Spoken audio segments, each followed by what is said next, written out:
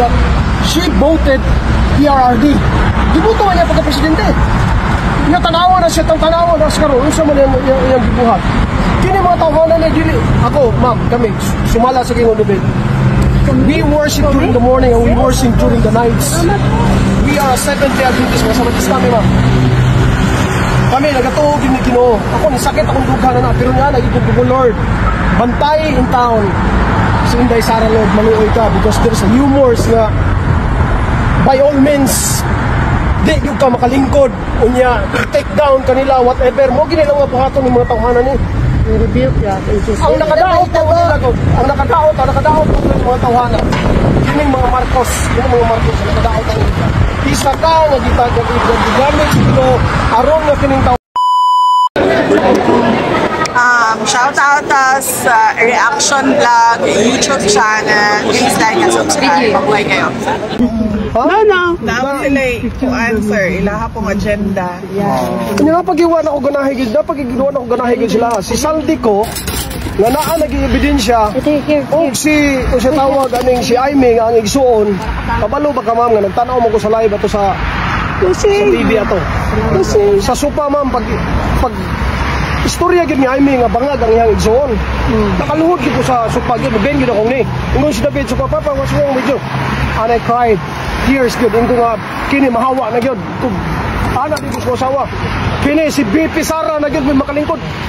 I thought it was a happy days and a glorious days. And I thought it was a day of reckoning that you will be there. Pero unsay istorya ni Lacson. Unsay istorya ni Lacson kini si Lacson. Wa gyud koy salig na Lacson sugad pa sa una. Kay wa gini klaro ng tawhana. Sir, pakala po si VP. Yeah, no, sige. Ingo bitaw ko nga bahalong kaon sila. Istorya lang pa kani wa kwanta. Unsay gyud ni Lacson nga dili na dapat na ako nga istorya niya sa kuan. Adin dili siya makapilipina. Pag Lacson pag sure ba? Nanagan mo pagkakuan, nanagan mo pagkapolitiko. Kay mo you have to serve the Filipino people or else pero wala ang inyong gisurban ang kini mo sa katao nga bangag adi kayo according to the sisters quoted by the sister. Okay na. Kung saan tanaw ko ng Pilipinas at karon ako ang kasunod ko sa mga implemente kanang ako'y nag-bake ani kaminaw man kasi mo kanang giingon ni mo sa una. Sa wala pa, I think it's 2 years ago that you said duha lang katao ang nagpaandar sa Pilipinas, si Saldico o si Martin Romualdez 2024. So og tinuod gid ay unya kinipod si kining Auntie Claire. Ma'am, ako man kabalo ko, abogado man gyud ka. Pero ug naman siguro pinaka-bright na abogado, ikaw na kay gipanghagad man kay mo sila di ba? Kay pwede ka mag hair follicle or magpa-drug test or yagad pag mo pwede ka nga kanang mubar exam mo usab. What I'm trying to say, being a lawyer is not easy to pass that what it is a profession. So bright dito nga pagkatao. Si Claire Kuanda si Claire, sa tawa ka ng abogada di ana. Pero aso lang gibutang ang utok ng pagka-abogada niya, ma'am. Ha? Abogada siya, sir. Ang pagtirahon niya, permente, ikaw magiging siguro. Huna-huna, magkano God. Kung dili niya, hisgutan ng mga lang, dili siya musikat. Unya, nana siya mga, let's say, I think it was last year, nana siya vlog. Gasunod mo po ka na niya sa una.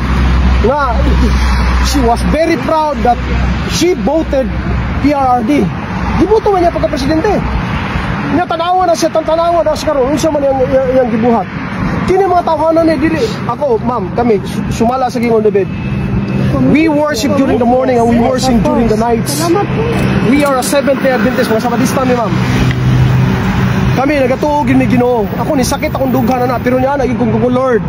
Bantay in town. Si Inday Sara Lord, maluoy ka because there's a rumors nga by all means di yung ka makalingkod unya i-take down kanila whatever mo gini lang nga buhaton ng mga tawhanan ni rebuke ya ang nakadaot pagod ng mga tawhana kini mga Marcos ang nakadaot ani isa ka nga gigamit sa Ginoo aron nga kining tawhanan ni makalingkod siya according to the Daniel 2 what is this there's God put the kings and remove the kings. Mahawa lang gyapon na siya, ma'am. Mahawa lang gyapon na siya. Ug ako grabe ang wisdom si mga mahan nga amo po o ganang sampurado mo istorya lang ko kaya ko gaganda. Kini si Dilima ba? Kini mga makaliwa ba? Tanawa mo na sila Kasi champurado. Magamarcha katong Yeah? last week, Okay. marcha sila. Imbes na si Bongbong Marcos silang paresign nun, ikaw naman yung ginay-singgit nila. No. Now, to answer, ilaha pong agenda. Yes. Nga pag-iwan ako ganahigid na, pag-iwan ako ganahigid sila. Si Saldi ko, nga naa naging ebidensya, ug si, kung siya tawag, aning si Aimee, ang igsoon, kabalo ba ka ma'am, nga nagtanaw mo ko sa live ato sa TV ato. Sa supa ma'am, pag istorya gid ni Aimee nga bangag ang igsoon. Nakaluhod ko sa supa. Kini ma'am, nothing. Lemon water. Nothing, this is for nothing for me. Aba, kabalo kag asset pinakabugnaw ma'am. Suroy og kuan, Norway ma'am. Kining panahon na karon, it's dry. Bugnaw kasgatan but minus 20. Magbunit ko dito ma'am, tuha ka bunit akong gamiton.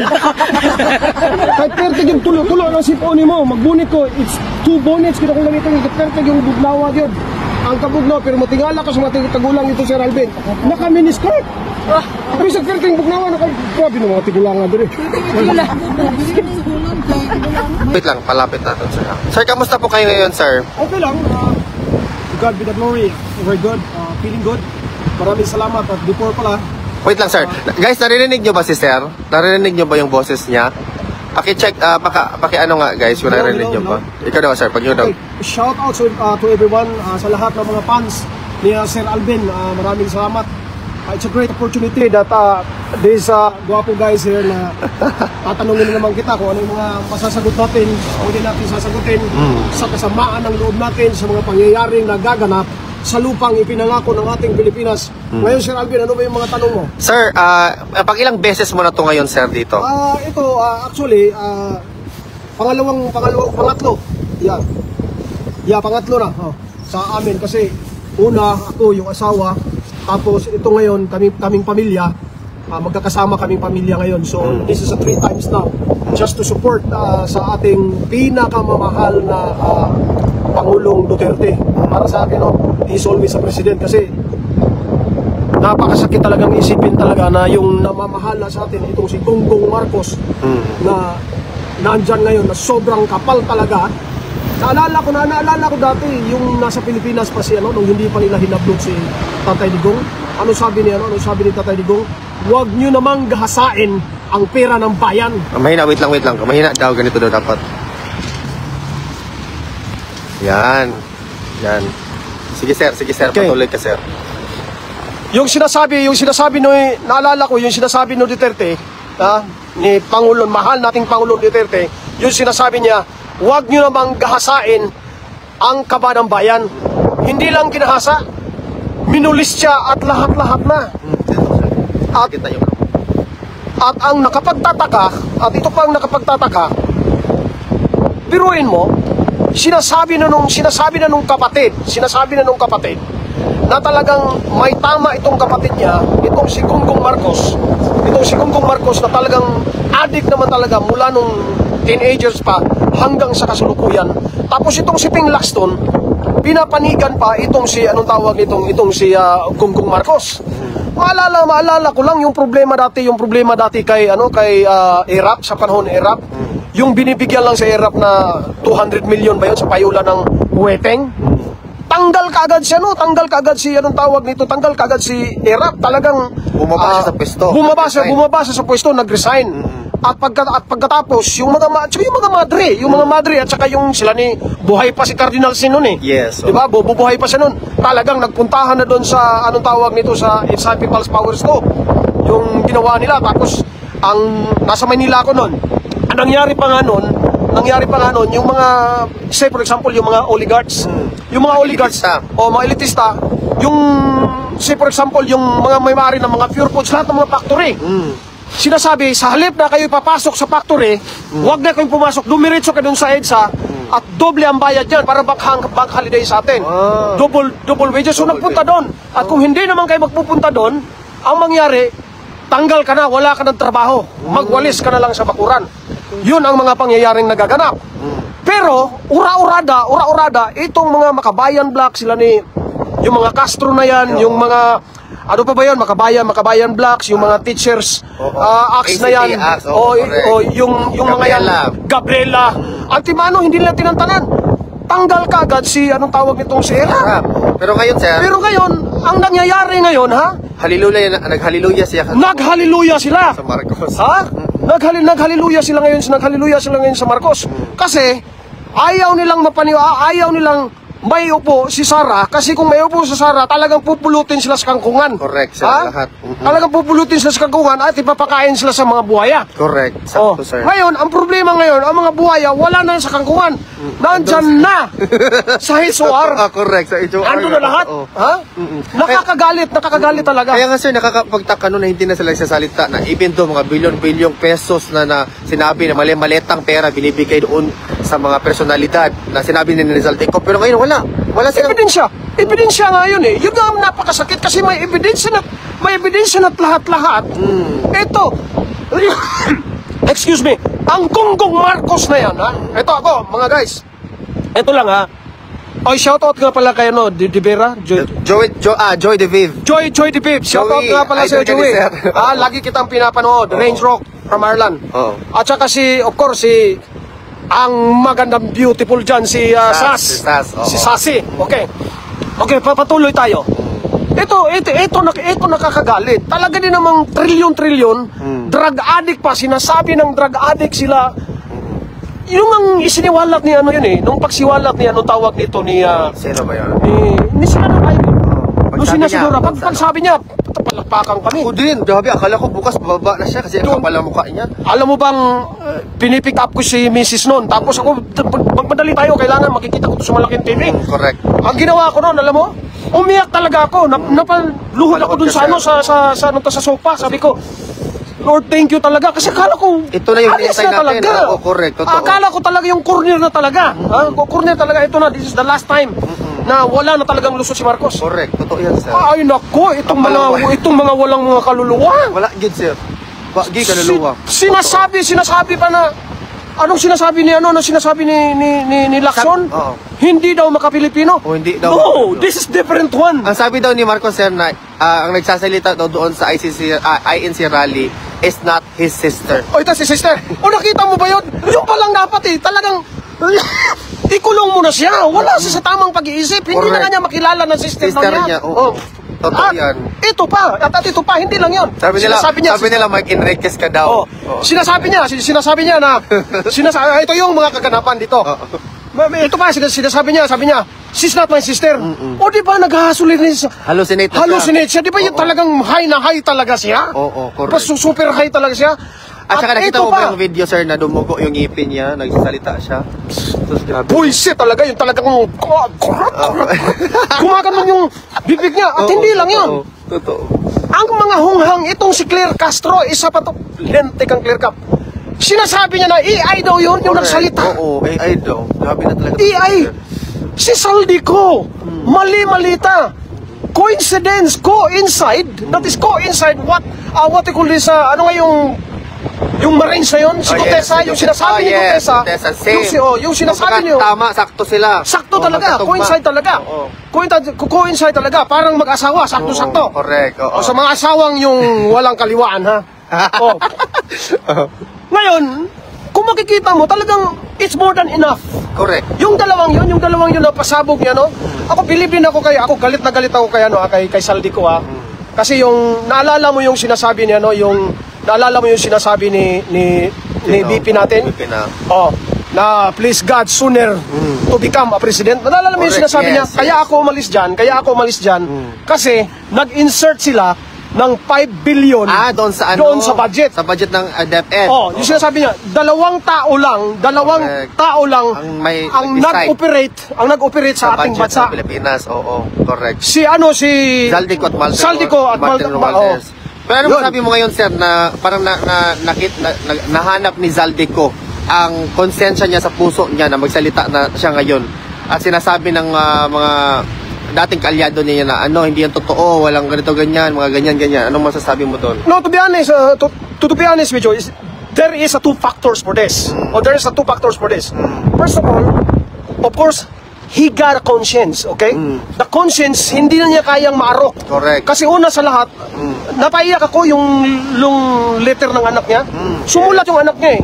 Sabi niya, Papa, Ano nangyari? ano nangyari sa'yo? Lumabas ka na dyan. Lumabas ka na dyan. Aminin mo ang lahat. Yes. Kung ano man ang nangyayari, kung ano man ang mga pangyayari, kung totoo man yan, lumabas ka, ipaglalaban mo ang katotohanan. Kasi hindi ko na kaya to. Yes. Nasasabihin sa akin ng mga kaibigan ko, whatever like that. Kung halimbawang itong pagsasabi ko sa'yo, na hindi mo na ako angkinin, na anak mo ako, okay lang sa akin. No.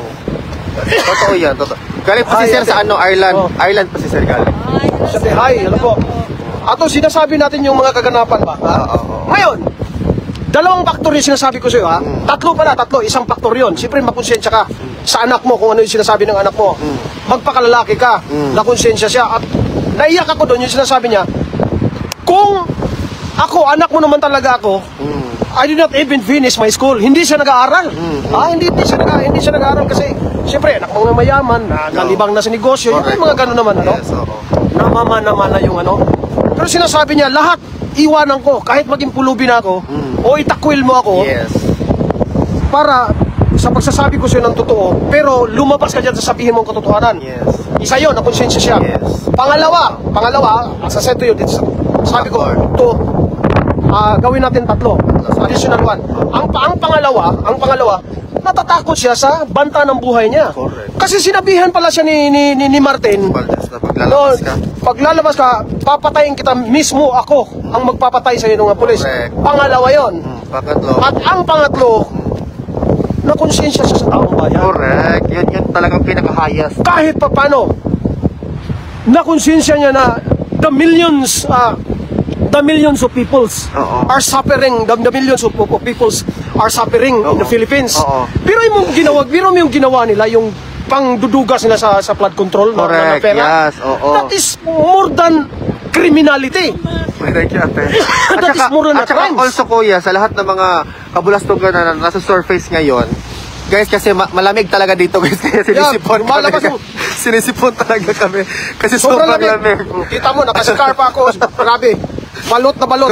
Parang ibiridi battery. Balot sa bakal na lumalata.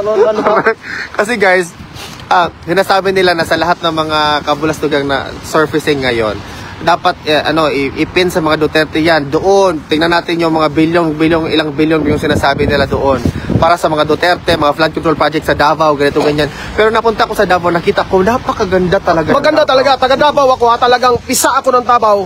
Born and raised. Kaya Davao, Philippines. Correct. Ito pa nakakagalit. Napaka-inhumane. Ha? Ano ba ibig sabihin ng inhumane? Of course, maraming nakakalam na everybody knows what is inhumane. Pero dagdagan lang natin, talagang i-ano lang natin, i-digest lang natin ang inhumane sa atin sa Pilipino. Hindi makatao. Correct. Napaka hindi makatao. Ang daming naghihirap na mga tao dyan. Ang daming mga naghihirap na mga tao, namatay, mga bata. Correct. Ang pera, binili na lang, alam mo, si Martin, di ba? Meron pala siyang nabila na 32.8 million dollars na ano, yung airplane. Sa airplane, okay. O yung airplane. At si Saldico, yung lahat yung mga ano niya, lahat yung mga air transport niya, nakalabas na ng Pilipinas. Yes. Anong mga kabalastugan yun? Correct, sir. Ito ha, ako, sa bahay namin, maliit lang kami bahay namin, pero masaya kami. Yung isang pantry namin, hinawan ko yun kasi meron akong mga ilalagay doon. Marami kasing gamit. Yes. Bakit ko sinasabi ito? Nagawa ako ng place para doon ko ilalagay yung, halimbawa, yung love play tennis. So, yung mga rakita ko, yung mga bag ko, mga ganon. Pero ang ginawa nila, bumili sila ng bahay para doon itatambak. Para doon itatambak yung pera. Correct. Pero mo, hindi sa pitaka yung pera. Sa bahay na. Hindi, kamukha nito, say for example, ang pitaka ko, makikita mo sa pitaka ko, ayan, magkano lalaman? Wala na palang laman. Wala na. Ito may 20 pa. Card lang. Ito may 20, 20 euro lang, ha? Oh. Ito 20 euro lang laman ng pitaka ko. Ang liit pa ng pitaka ko. Pero sila, talagang bahay ang... Correct. Doon talaga tinambak talagang pera Kahit sa talaga. CR siguro to, may pera na doon. Lahat. Correct, grabe. Sabi nga, 3 stories eh. Para ilalagay lang yung pera na yun. Nakita mo ba yung anong tawag nitong kagahaman ng mga taong yun? Mga greedy talaga, Sobra. Mas mabuti pa yung, hindi naman talaga mabuti, pero mas mabuti pa yung ginawa ng mga ginawa ng anong tawag nito, yung mga drug lords, kasi pinaghihirapan pa nila na gumawa sila ng shabu. Ha? Pero sila wala. Correct. Yung mga anong tawag nito, yun talagang, Mamaya. Yeah. Interview mo na kami. yun lang talagang ginamit nila, mga armor car pa. Correct. Ha? Ginamit nila armor car, Hindi ang pinaghahakutan nila ng pera. Correct, sir. Di ba, grabe yun, yan pa lang eh. Dapat, yung taong na yan, makaalis na yan dyan sa pwesto. Kailangan talagang makaalis yan dyan. Kaya kayo, mga kasundaluhan natin dyan, Browner, ikaw, Boss Actually, Chief of Police dyan, at saka ikaw, Chief of Staff Browner, maawa ka naman sa taong bayan, sir. Grabe, papayag ka na lang ba na wag ka namang masilaw sa pera. Naalala ko yung kanta ni Freddy Aguilar. Naroon ka sa yung palasyo at nagtatago. Pinapaligiran ka ng mga gwardya. Daing ng bayan ay hindi mo napapansin. Okay. Dahil ba sa kalansing ng pera? Correct. Yun, pati ikaw, Browner ka. Napakaganda pa naman ang pangalan mo, Browner. Pero ngayon, para ka ng brown na aso. Brownie. Parang naging aso ka na kasi hindi ka na naging Pilipino, unbecoming ka. You're not deserved for your position. Kumbaga, sir, nawala na sila doon sa... Wala na, grabe na. Sa prinsipyo dapat ng kanila. No, sinasabi niya, the last interview, I think that was Pinky, who's that? Yung beautiful Pinky Web. Sinasabi niya, kayo ba'y wala kayong gagawin sa mga pangyayaring nagaganap sa atin ngayon? Ano sinasabi ni Browner? Sabi niya, ay hindi naman, lang kami, professional kami. We have to do a professionalism. Hindi na, garapalan na nga eh. Ang problema sa atin, ang naging problema sa atin, ang namumuno sa atin, sa anong tawag nito sa Pilipinas, mga daig pang mafia. Ha? Kaya ngayon, sir, ngayon, we have the weakest peso ever in the history. Grabe. Kawawa na talaga ang Pilipino. Grabe talaga, grabe yung ginawa talaga nila. Pero, ito pa, hook and by crooks. Talagang, gagawin talaga nila ang lahat na itong si BP natin, matanggal talaga to. Ay, sabi nila may impeachment na daw ready to be filed next year. Nakita mo, inuuna lang. Ano pang nagawa ni BP, ni BP natin, mahal nating BP. Siya naman lang ay talagang Nagfocus sa trabaho niya. Yeah. She ran as a vice president because she loves working for the Filipino people. Correct. But these people, say for example, starting from Marcos, Gonggong Marcos, itong si Remulla na kapatid na Remulla sa Ombudsman, Remulla na anong tawag ito? Diba, get away here. Ano pa yung isang Remulla? Ito ba yung papa mo? Yeah. Ano na, laban na yung papa mo dito. Ano pa ito isang Remulla? Yung isang Remulla. DILG nga. DILG. Yung DILG. Itong si, anong tawag nitong Claire na... Castro. Claire, alam mo ikaw linte ka. Alam ko napakamatalino mo. Hindi ka naman basta maging abogado eh. Para maipasa mo yung bar exam na yan at maging abogado ka. Dating Duterte ka. Binoboto mo pa si Duterte ngayon sa pera na yan. Yung pera na yan. Sa kahayupan na yan, binenta mo yung kaluluwa mo.